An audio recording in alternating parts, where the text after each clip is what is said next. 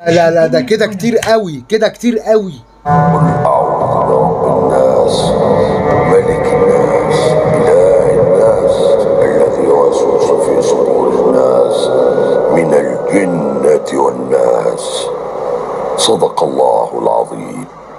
يا نهار اسود. استاذ احمد، استاذ احمد، من شر الوسواس الخناس، الايه رقم 4. في ايه؟ هي كلها 6 ايات للدرجه دي؟ فريق عمل فيه بتاع 500 600 واحد، مفيش حد خد باله ان الايه رقم 4 زفوها من القران. عدت عليكم ازاي دي؟ لا اله الا الله. ما هو يا اما انا اللي قوي الملاحظه، يا اما الناس عايشه في غيبوبه. المشكله ان انا اتفرجت عليها، يعني انا من عادتي بتفرج على الانترنت، قلت لا ده انا لازم اشوفها بقى كده على التلفزيون نفهم بقى. يمكن المشكله عندي انا او في الانترنت جت في الحته ديت وقطعت. قل اعوذ برب الناس، ملك الناس، اله الناس، من الجنة والناس. ازاي بقى؟ اللي يمكن قالوا انت غلطت ولا حاجه.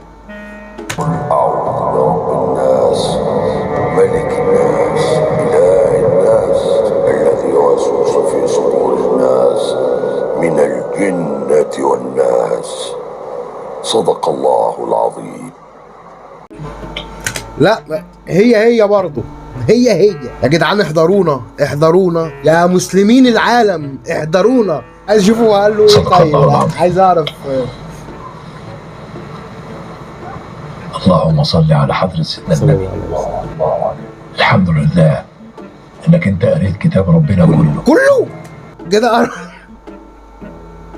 صح، بيفكرني زمان لما كنا في الحضانه، كنا نجري على بعض كده ونقول له تحب اسمع لك القران كله؟ يقول لك انت حفظت كله؟ نقول له يا عم، بسم الله الرحمن الرحيم، صدق الله العظيم.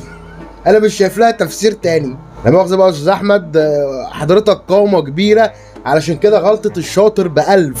استاذ احمد ماهر الفنان القدير طبعا من الناس الملمين جدا باللغه العربيه بالمناسبه، وحافظ كتير من كتاب ربنا، عشان كده انا مستغرب جدا يعني. وانا شايف ان هي ممكن تكون غلطه مونتير اللي بيمنتج الحلقه ديت، عدت عليه، او ممكن يكون مش ملم قوي بس ده ايه يا جماعه؟ ده قل اعوذ برب الناس، يعني ده من اوائل الحاجات اللي حفظناها في طفولتنا، الفاتحه والمعوذتين وسوره الاخلاص. ما اعتقدش ان في اي مسلم ممكن يغلط في الحاجات دي، ما اعتقدش. نكمل.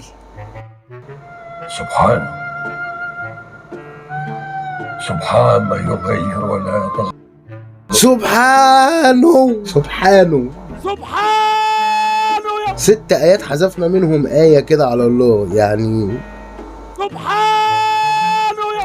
فعلا سبحانه. طبعا يا جماعة ده مسلسل بابا المجال بطولة مصطفى شعبان. دي أول ملحوظة كانت في الحلقة بتاعت النهاردة، بس في ملحوظة تانية على المسلسل عموما. يعني ليه حاسس إن في رمضان ده كمية الذهب في المسلسلات مش اقل مثلا من 80% من ابطال المسلسل لازم يكونوا لابسين ذهب؟ وده مش في مسلسل بابا المجال فقط، لا ده في اغلب المسلسلات. عندك جعفر العمدة، عندك اجهر، في تجار ذهب وعشان كده لابسين ذهب، وفي ناس مش تجار ذهب وبرضه لابسين ذهب. في ايه بقى؟ في ايه؟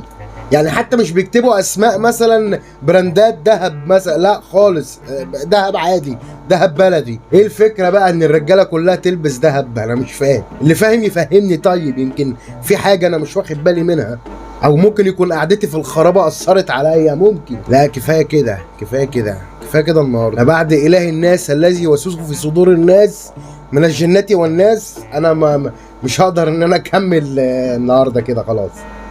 لو انت كمان خدت بالك من الملحوظه، اعمل لايك وشير عشان تحل علينا البركه. انتظرونا غدا وملحوظه جديده مع عمو ريشه اللي مش عاجبه العيشه. السلام عليكم.